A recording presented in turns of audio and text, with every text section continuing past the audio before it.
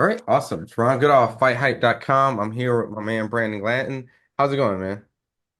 As well, I'm well. How you doing? Good, good, man. You got just kind of a big fight coming up on April 26th against former world champion Chris Billam-Smith. You've been asking for this fight for a while, I believe. Oh yeah, man. Oh yeah, oh yeah. I'm glad I got it. Thanks to His Excellency, Ben Shalom, Nova Sports, my management, and Team Eubank. I got the opportunity. So finally here, Chris. It's been 2 years. I've definitely been wanting this fight. So grateful for those group of people who put it together for me. It's kind of like a full circle, like your resume, you were undefeated for a while, you fought David Light, which then ended up losing his only fight to Lawrence Okoli loses to Chris Billam, and then now it comes back. You kind of almost able to kind of right that David Light fight a little bit, you know. Yeah, yeah, yeah. Definitely, definitely, Uh, definitely. Yeah, it definitely feels nice. with Chris coming off his loss against Zerto, and it's a slugfest, it felt like, but he got outworked, outdogged. Now he's coming from that loss, coming to you. Kind of a mistake, do you think? Hey, yeah, I mean, like I said, it's great for me. uh, uh, like I said, I wouldn't be in the gym a month ahead of time if I Mhm. didn't respect Chris and what he brings to the fight as far as his tenacity and ability, his rounds, experience, everything. But Chris is a bitch. I'm gonna knock him out. I'm gonna break his fucking jaw, dog. It is what it is. So he's not taking this fight because he wants to. He's taking this fight because he has to. Chris don't want to fight me. Chris don't want to fight me. Nobody wants to fight me. They fight me because they have to. He's gonna say, "Oh shit." He has to. You don't have a choice. So fighters fight, and he's a fighter. He's he showed his abilities. It's just I'm gonna go ahead and close the book on him. Not looking past them, I have a set of questions with that, but it feels like there's also a little animosity, right? You fought a lot of guys, and obviously there's a competitive side, but what about Chris that kind of like rubs you the wrong way, or why? Well, obviously, he beat former stablemate Lawrence Okoli, But aside from that, we were doing the fight press and everything for the two of their fight. I stuck my hand out and he didn't shake my hand. And not only that, when he walked away, he turned, he kind of gave me a smug look as if he was better than me. I don't even know if he realized it, but he was disrespectful. So he gonna respect me and he gonna shake my hand. So that's honestly what the animosity is about. And maybe it's trivial to other people, but I'm big on respect. So I'm gonna beat his ass into submission and then he's gonna respect me because I didn't deserve that day. I'm a person just like he's a person. You're a person. Give you your respect. You know, he looked at my hand. He didn't shake my hand. And, I promised him an ass kicking. That's 2 years have been coming. This is what he wanted. He wanted me to be angry with him because he thought he could avoid me. He thought I would just go away. Oh, the ignorant American. No. So now he's got to do it. It just so happens it's going to be on the biggest stage in his backyard. I'm gonna battle Chris. With that, it's gonna set the stage, Turkey, Saudi Arabia, they have this Fatal Fury City to Wolves thing going on. And, Yeah, yeah, posted it. yeah. Now, bear with me. I'm a little fighting game geek. Just curious, Okay. are you were you hip to what that game is when you posted on Instagram? Are you a little I bit? I didn't. I've been looking into it, but I see it's pretty big. I've been on the undisputed kind of thing, trying to wonder like, why am I not in the game? But when I got this information that I'd be a part of this, man, I'm ecstatic. So, I'm gonna pre-order it, man. I got to just, I got to see what's up. So I never played anything like that. I never, I played a lot of Street Fighter, a lot of Tekken, but no, it's gonna be fun, man. It's an experience, man. You know, Turkey's coming in and changing the game. So thank God, like he's gonna right a lot of wrongs in boxing. I'm happy with it. Absolutely. Right before I get a boxing question, I just gotta ask. You said some Street Fighter and Tekken. Who'd you play with in those games? Ryu, Ryu, and obviously Steve. So in Tekken, so hmm Okay. obviously, Yeah, it makes sense. You know, you got the yeah, boxing, the slickness, you know what I mean? So we'll definitely have yeah. to probably play some games after the victory. But you know, after the victory, you know, ultimately I know world champion is what your goal is, right? And you know, Chris is obviously the last guy that fought Zerto. You think that after beating Chris, that gets you a world opportunity and a shot right after that? Hey, you know what? I'm in the gym a month ahead of schedule because of the respect I have for Chris and what he's done. Mhm. So I'm gonna keep giving him respect, and we're not gonna talk about um, a fake cruiserweight who can't make 68 anymore. Enough said. You know, mentioning of just, you know, your background, you know, you've been in a great fight. Your last fight, you got the 11 round stoppage. In addition to that, you know, you had a majority No, it decision wasn't a loss stoppage; it was a knockout. KO. Yeah. Like, KO. Just like Street Fighter, right? yeah. And and your other, you know, I would like to say it's disputed, your majority decision loss to Askarov, who Yeah. later on, he's suspended for 6 years, for failing you know, he had some failing doping tests. When you go and look at that, you know, obviously you probably look at that fight in Dubai and go, something must have been up. Is that, I don't know if you really got a chance to talk about it out publicly, but just, you know, with all these kind of doping situations everyone's been talking about. You know, when you look at that fight or that fighter, what triggers in your mind?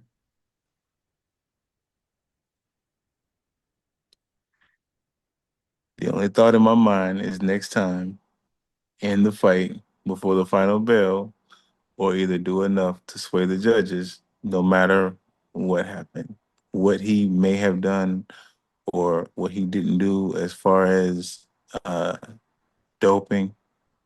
He got to take that up with himself and the powers that be.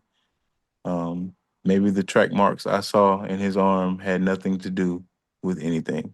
I'll leave it at that. No, I'm assuming there's drug testing for the Chris Billam-Smith and you guys worked out. I'm sure there will be. hmm I hope so, but I would hope that Chris is he's got more respect for the game than to be caught doing something like that. So um, I'll let the powers that be handle that for obvious reasons. But Vada or whoever else is more than welcome in my home, my facility. hmm Doors always open, please. So, but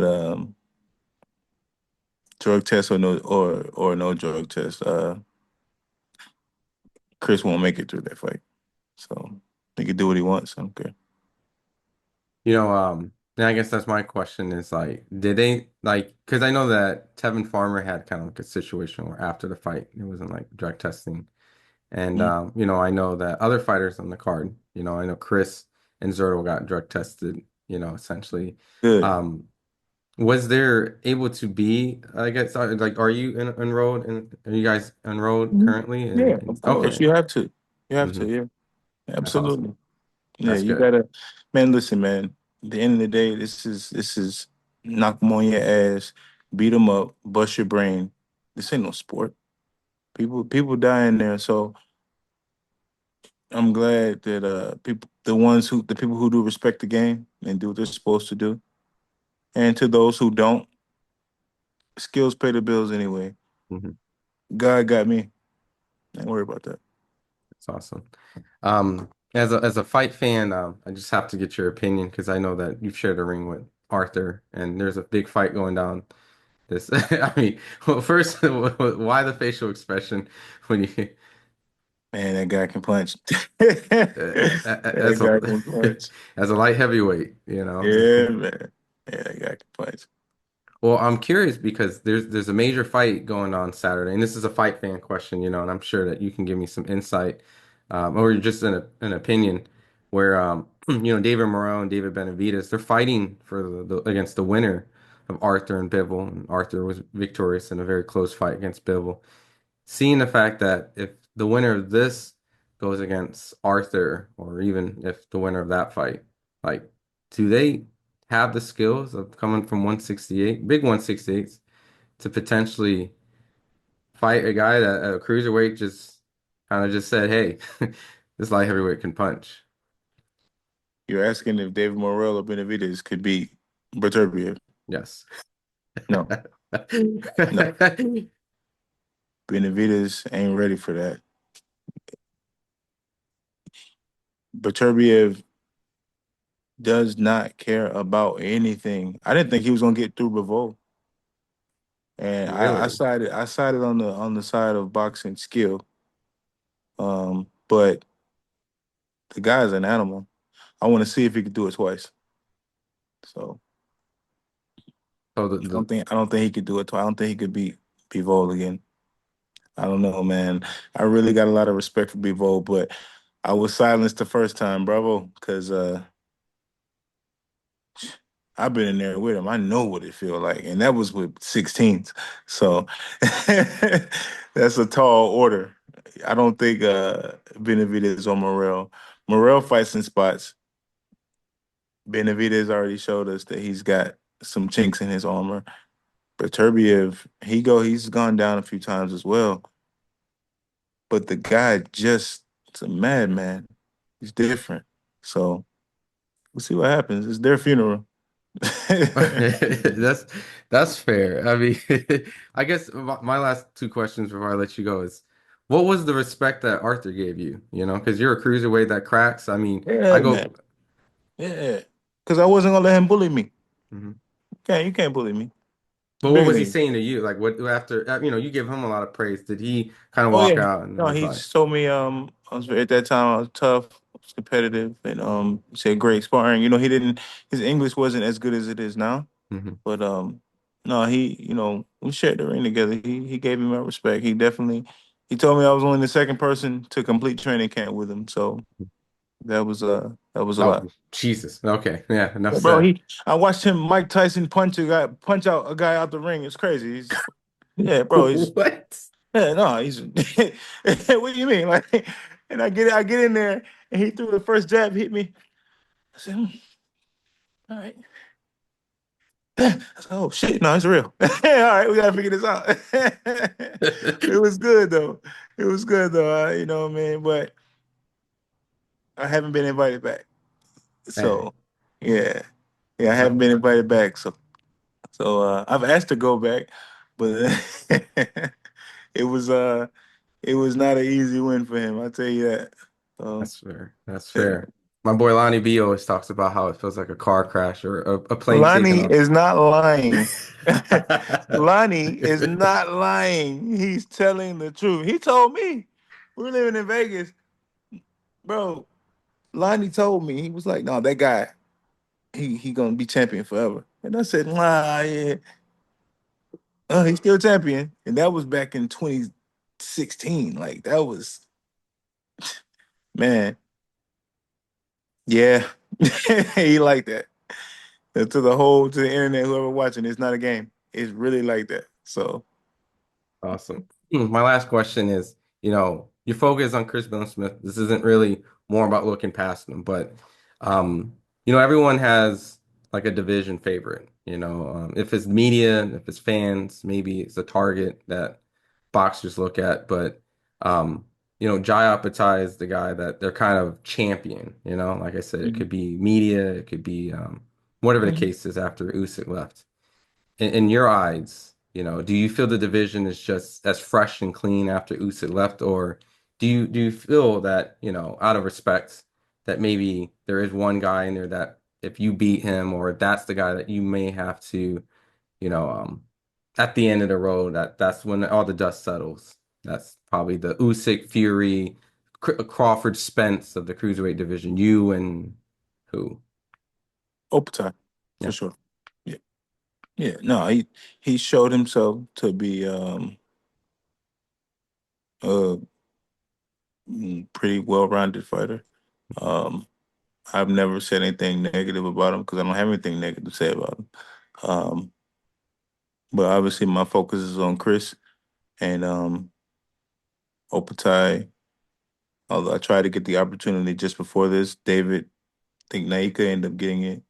Um, and I said that that would happen like that because he wasn't ready for that fight. But um, like I said, I've got Chris in front of me now. Open is not even on my mind until after I get through this fight. But it'll be my pleasure.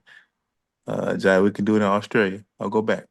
So I'm okay with that. I'm happy to do that. You know, he's a Ring Magazine champion, IBF champion. He's done his work. Uh, he's a fighter. He works hard. He don't want these problems. So it's the reason I didn't get that fight. Well, the whole world is going to be watching on April 26th on the first Fatal Fury City of the Wolves, on a huge stage out in UK. I mean, there's a lot of names: Chris Eubank, Connor Ben, Yeah. Anthony Yard. I mean, Liam Smith back, Vito O'Reilly. I mean, look, here in the UK, I mean, it's Turkey has come in and been like the savior of boxing. I don't know if he'll see this interview, but this guy is extremely grateful. So what do you want to tell the fight fans out there that's watching this before I let you go? don't blink. Tune in. Check me out on all social networks at Team Bulletproof. And Chris, you feel that? It's real. So it'll be good.